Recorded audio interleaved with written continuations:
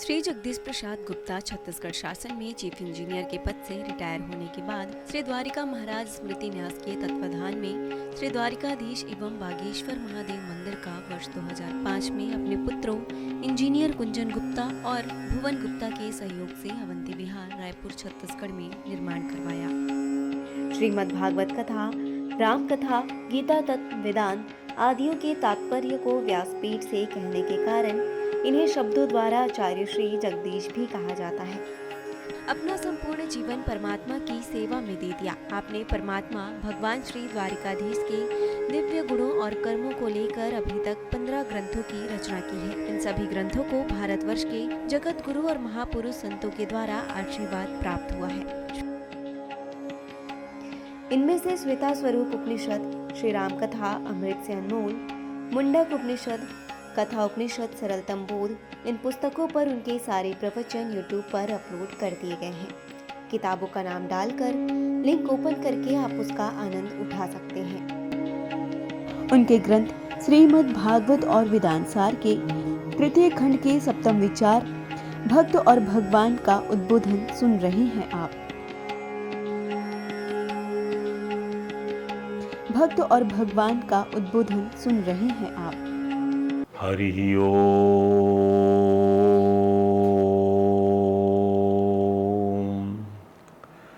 रामाय रामचंद्राय रामभद्राय वेदसे, रघुनाथाय नाथाय सीताया पतये नमः।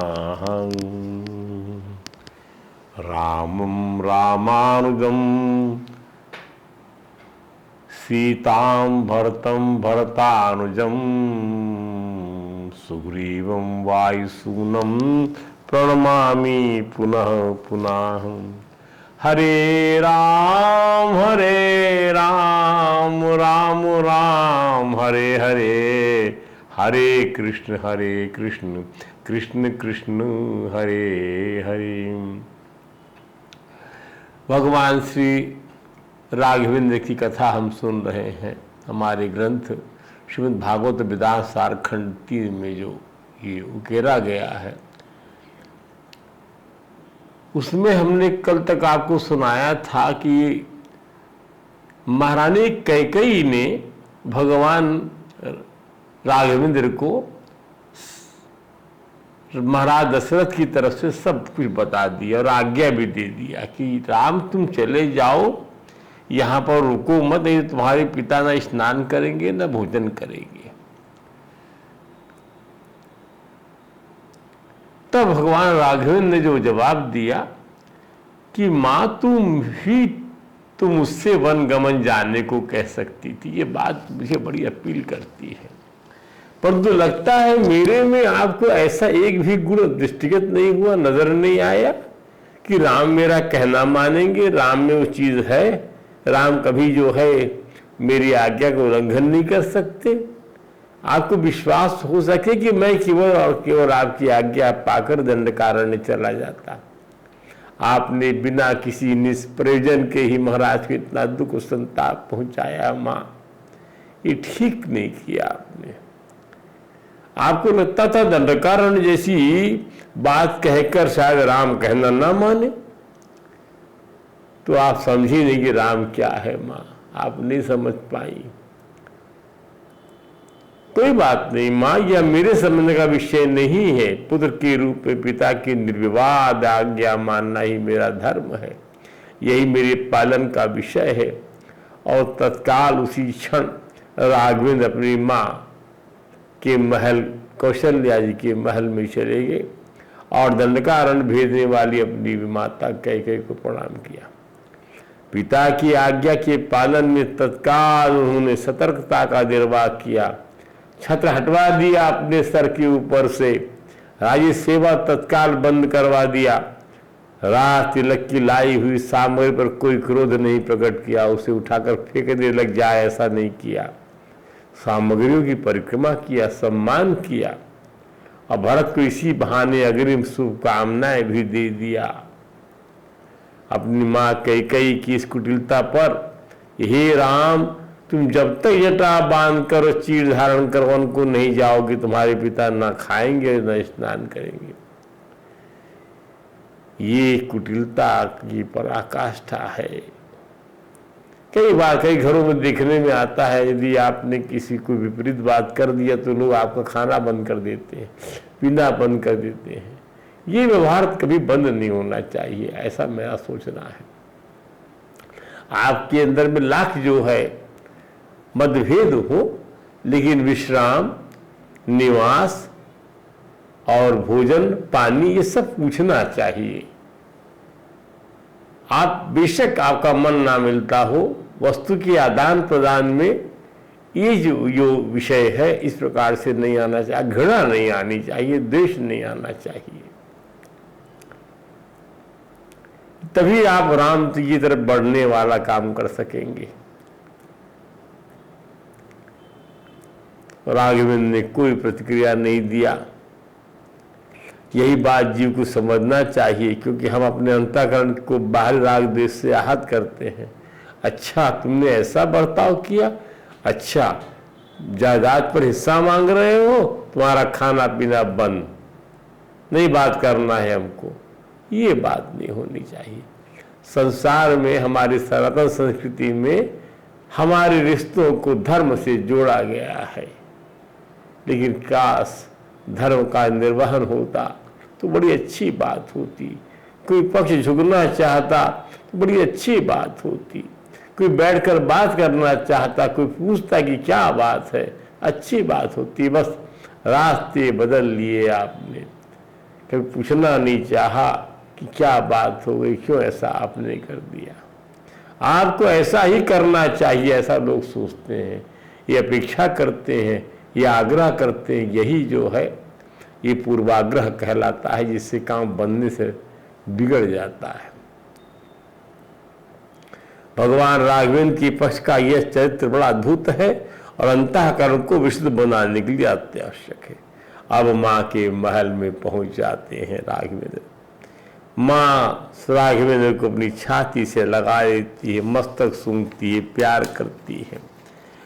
और श्री राम पिता के पास से दरकार जाने की आज्ञा लेकर माँ को प्रणाम आदान करने आए हैं। उसको पता नहीं है, कौशल्या माँ को ये पता नहीं है कि पिता ने आज्ञा दिया कि गो टू द फॉरेस्ट, और जो है ये उनको पता नहीं है।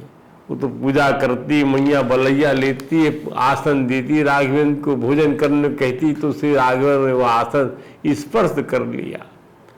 आसन चौकी बैठने की दी जाती है, चांदी की सोने की चौकी पर बैठाया, स्पर्श कर लिया, उस पर बैठे रहे। बड़ी विनम्रता से कहा, माँ, महाराज और महारानी कैकेयी ने आज्ञा दिया कि मैं आपके सामने रख रहा हूँ, अब मैं तेरे चांदी सोने के आसन पर नहीं बैठ सकता माँ, मुझे कुश की चटाई पर बैठना होगा, राजसी भोजन का त्याग करना होगा, कंदमूल खाना पड़ेगा, 14 वर्ष निर्जन वन में निवास करना होगा। ऐसा मुझे ये राजाज्ञा मेरे लिए प्रसारित की गई है। अब मेरा राजाभिषेक नहीं हो रहा माँ, राजपद तो जो है भरत को युवराज बनाया जा रहा है। अब मुझे तपस्वी बनाकर दंडकारण्य भेजा जा रहा है। यह सुनकर माँ कौशल्या सहसा पृथ्वी पर गिर पड़ी। श्री राघव अपनी माँ को संभालते हैं, तो माँ कौशल्या कहती है, हे राम, बंध्या को एक ही संताप है ताकि उसकी कोई संतान नहीं है। और क्या दुख है बंध्या को? बंध्या स्त्री को जिसकी कोई बच्चे नहीं होते, उसको और क्या दुख है? इसके सिवा दूसरा दुख उससे होता नहीं। पर मुझे बंध्या का दुर्भाग्य नहीं मिला। मैं जो हूँ बंध्या नहीं हूँ राम, मैं माँ हूँ, मैंने तुम्हें जन्म दिया है।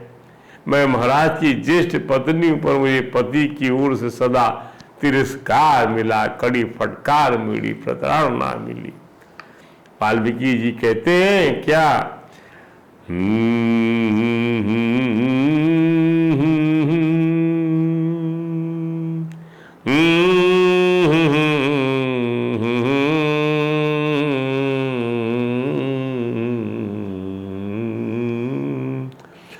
अत्यंतम गृहीतास्मि भर्तु नित्यमुपैति नित्यम न सम्मता।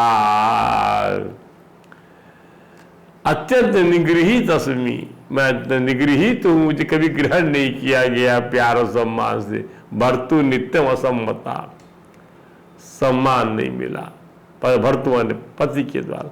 परिवारेण कैकेय्या समावा अपि वाप्यथवा वरा।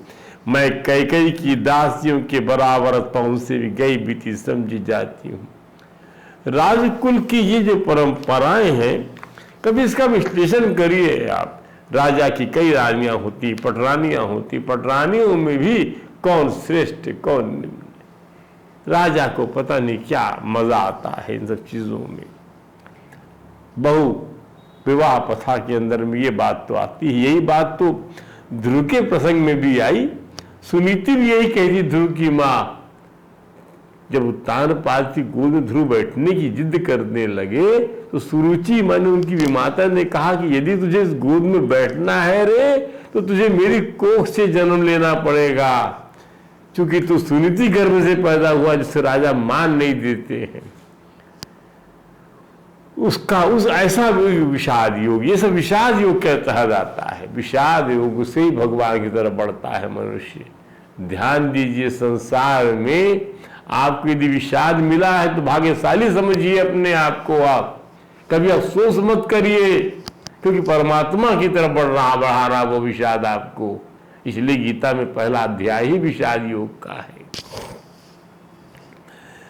हे राघवेंद्र, तुम्हारा यह माँ कौशल्या कह रही, बड़ी अच्छी बातें हैं। तुम्हारा यज्ञोपवीत हो चुका है बेटा। मनुष्य के 3 जन्म होते हैं। पहला माँ के गर्भ में होता है, भ्रूण जन्म होता है। बूदा शरीर का आता है बच्चा पेट में, वो भ्रूण कहलाता है। दूसरा जन्म जब बच्चा बाहर आता है, जनेऊ संस्कार होता है उसका। 17 वर्ष की आयु में तुम्हारा यज्ञोपवीत संस्कार हुआ। आज तुम 27 वर्ष के हो। मैं यही आशा लगाई बैठी थी, जब मेरा दुख दूर हो जाएगा, मेरा राम राजा बनेगा, मैं राजमाता कहाऊंगी। तीसरा जन्म यज्ञ कार्य के लिए होता है, परंतु उस यज्ञ के पहले ही मुझे अपार दुख प्राप्त हो गया।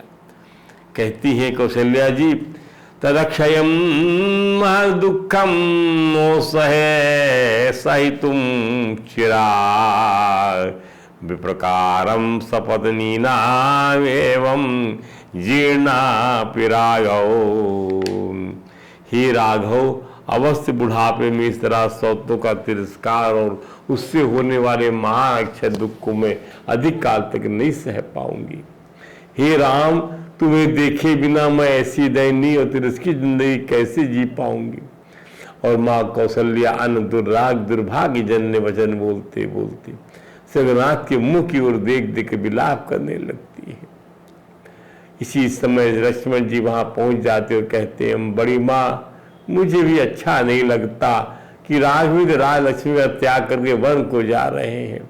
अरे महाराज तो बूढ़ा हो गया है और कामदेव के वशीभूत होकर वे कैकेयी जैसी स्त्री की प्रेरणा से क्या नहीं कह सकते, क्या नहीं कर सकते। श्री लक्ष्मण कहते हैं, नास्यापराधम पश्यामि, मैं कोई अपराध नहीं देखता राघवेंद्र का। नापि दोषम तथा विधम, कोई दोष नहीं देखता ऐसा जिससे उनको ये निर्वास्यते राष्ट्रात्, राष्ट्र से निकाल दिया जाए, ऐसा कोई मैं अपराध नहीं देखता। वनवासाय राघवा, और विवश किया जाए वन में रहने के लिए। लक्ष्मण कहते, मैया, मैं संसार में एक भी मनुष्य ऐसा नहीं देखता जो अत्यंत शत्रु तिरस्कृत होने पर भी परोक्ष में पीठ पीछे से राम की छोटा सा दोष से छोटा सा दोष बता सके।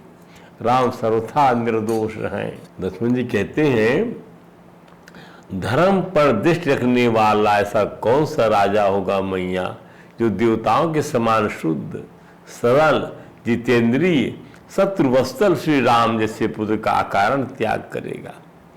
धर्म पर दृष्टि रखने वाला कौन ऐसा राजा होगा। और ये लगता नहीं कि राजा की दृष्टि धर्म पर थी। ये क्या चक्कर है। लक्ष्मण जी ने कहा इस अधर्म और अन्याय का युद्ध के लिए प्रतिकार करना होगा। माँ, बड़ी माँ और बड़ी भाता कहते हनिष्ये पितरम वृद्धम कैकय्यासक्त मानसम, कैकयी में आसक्त मन वाले मैं इस वृद्ध राजा का की हत्या कर दूंगा। कृपणम चरितम बाल्ये वृद्ध भावेन गर्हितम, वृद्ध महाराज की बुद्धि बालकों जैसी हो गई है।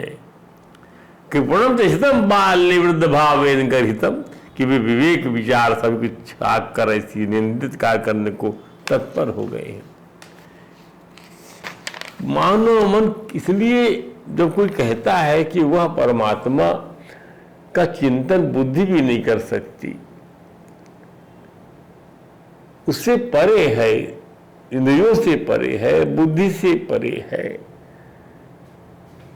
तब लगता है वास्तव। अब इसका विश्लेषण करिए। एक को रामचंद्र जी जो है वह विश्लेषण कर रहे हैं, एक भरत जी कर रहे हैं, एक लक्ष्मण जी कर रहे हैं, सबका अलग अलग विश्लेषण देखिएगा आप। यही संसार इसी प्रकार की अनेक प्रकार की विसंगति पूर्ण विचारों की विश्लेषण से सरकता चला जाता है। सब समझते कि मैं सही हूं, सब समझते। राजा की मजबूरी राजा समझता है, कैकेयी की मजबूरी कैकेयी समझती है, लक्ष्मण जी की व्यवस्था लक्ष्मण समझते, रामचंद्र जी का तो सामने कोई व्यवस्था का प्रश्न ही नहीं है। वो तो खाली एक बात समझते, पिता ने आज्ञा दिया, बस। काहे को दिमाग लगाया जाए? दिमाग जो लगाएगा वो सब लगाए जिसकी प्रकृति के साथ में जिसकी आसक्ति है, वो सब दिमाग लगाएंगे। और जो निरासक्त है, अनासक्त है, निरुपाधिक है, तुरी है, सनातन है, सत्य है, वह श्री राघवेंद्र जो है वो आनंद ले रहे हैं। आनंद घन है भगवान। उनके लिए मन जंगल क्या और अयोध्या क्या। और धन्य धन्य है श्री राम,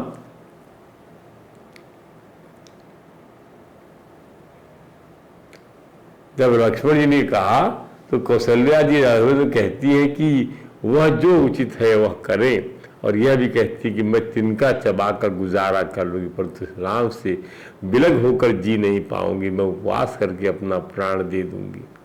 पर धन्य धन्य है श्री राघवेंद्र, उन्होंने अपनी माता कौशल्या को सांत्वना दिया। बहु तेरे पौराणिक इतिहास सुना और कहा नास्ति शक्ति ही पितुर्वाक्यम समतिक्रमितुम मां, पिता के वाक्यों का उल्लंघन करने की सामर्थ्य मुझ में नहीं है। प्रसादये त्वाम शीर्षा,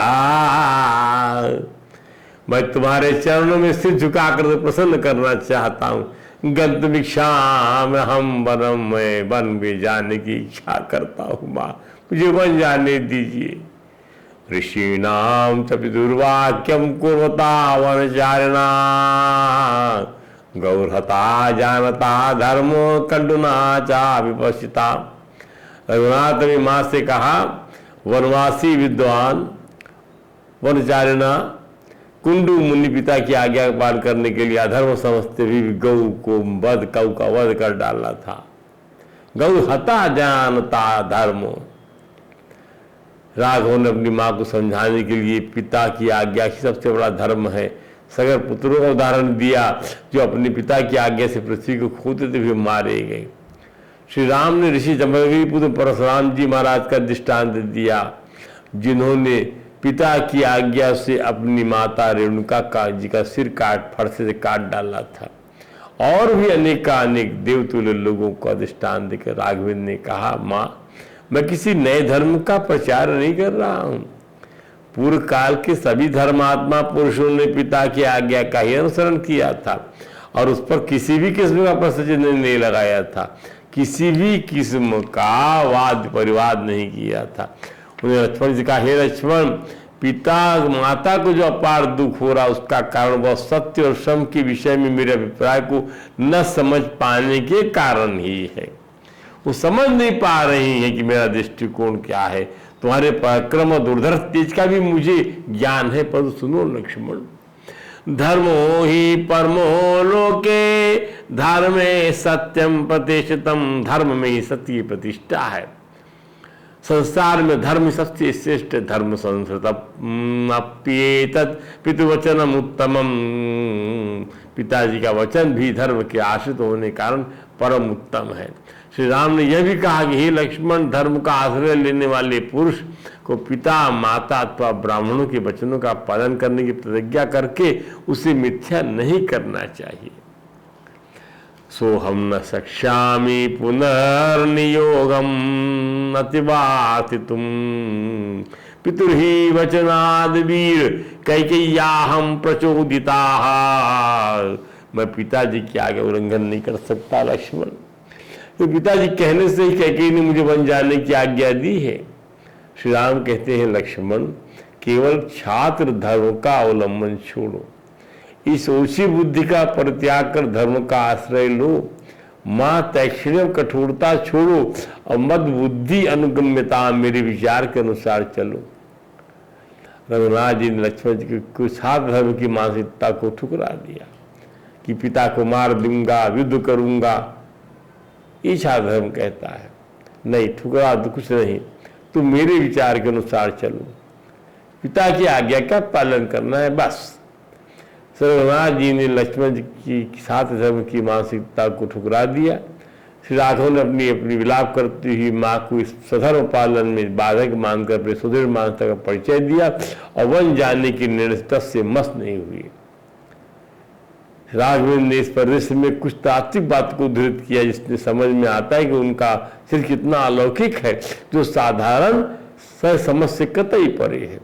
धर्म अर्थ कामा खलु जीव लोके समीक्षिता धर्म फलोदयेषु ये यत सर्वेषु असंशयं मे भार्ये वस्यायमता सपत्रा यस्मिस्तु सर्वे स्यु आसन्विष्टा धर्मो यथा स्यात् कमेत देशो भवत्यर्थ परो हि लोके ममात्मता खल्वपि न प्रशस्ता। वाल्मीकि रामायण में कहा गया है अयोध्या कांड में कि राघव ने धर्म के पक्ष में सिद्धांत प्रतिपादित किया। उनका कहना है इस संसार में जहां धर्म होता है वहीं धर्म के साथ साथ अर्थ और काम भी होता है। ध्यान दीजिए, जहां धर्म है तो अर्थ भी होगा, काम भी होगा। इस प्रकार पूर्वकृत धर्म के फल प्राप्ति के अवसरों पर धर्म और अर्थ और काम तीनों ही प्राप्त हो जाते हैं। पूर्वकृत धर्म के फल प्राप्ति की, जब पूर्व में आप धर्म करेंगे तो उसके अनुसार आपको तीनों चीजें मिल जाती, धर्म भी मिलेगा, अर्थ मिलेगा, काम भी मिलेगा। ध्यान दीजिए, तो इस नियम में किसी का संशय नहीं होना चाहिए। इसको समझने के लिए धर्म पत्नी का उदाहरण प्रस्तुत करते हुए आगे कहते हैं धर्म की पत्नी की, धर्म से पत्नी की प्राप्ति धर्म अर्थ काम तीनों की ही प्राप्ति के लिए साधन बनती है। वाह, धर्म से पत्नी की प्राप्ति धर्म अर्थ काम तीनों की प्राप्ति साधन बनती है। पत्नी पुत्रवती होकर उत्तम लोकों की प्राप्ति रूप अर्थ की साधिका होती है। जो केवल अर्थपरायण होता है वो संसार में सबका द्वेष भाजन बन जाता है। धर्म विरुद्ध काम में आसक्त होने वाले की प्रशंसा नहीं होती, वो हर जगह निंदा का ही पद माना जाता है। इसलिए जिससे धर्म की सिद्धि होती हो उसी कार्य को करना चाहिए। अर्थात तीनों पुरुषार्थ का सम्मिलित फल देने वाला धर्म आश्रित कर्म ही करणीय है। मनुष्य को गुरु, राजा, पिता के रूप में जो मानवीय पुरुष मिलते हैं उनकी कोई भी आज्ञा हो, चाहे वो क्रोध से मिली हो, खुशी से मिली हो अथवा काम से प्रेरित होकर मिली हो, वो धर्म समझकर पालन किए जाने योग्य है। आज्ञा केवल वही नहीं मानते जिनका आचरण निर्दयता से भरा होता है। इस दृष्टांत के परिप्रेक्ष्य में रघुनाथ ने स्पष्ट कर दिया कि पिता की आज्ञा पालन करेंगे। माँ के लिए पिता ही स्वामी है, पति है तथा धर्म, अतः माँ का वन जाने का विरोध करना धर्म सम्मत नहीं, भावना सम्मत है।